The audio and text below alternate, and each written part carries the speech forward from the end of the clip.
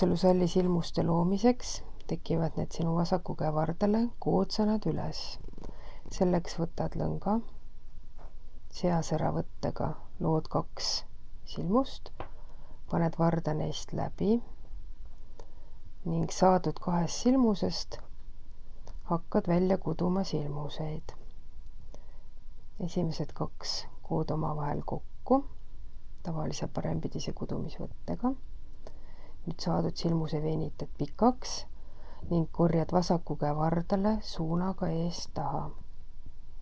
Parema käe varrast ei ole vaja välja tõmmatagi, koodsid kohe järgmise silmuse parempidise võttega, venitad ja korjad suunaga eest taha vasaku käe vardale. Nõnda kududes jätkad, kuni oled saavutanud vajaliku silmuste arvu. Hakates need läbi kuduma, siis esimese silmuse sa kood läbi ja jätkad kuni rea lõpuni. Sinu saadud silmused on suured lopsakad, umbes 1/3 võrra suuremad kui muidu kududes. Jõudes lõppu 2 seasõraga moodustatud silmust kood omavahel kokku.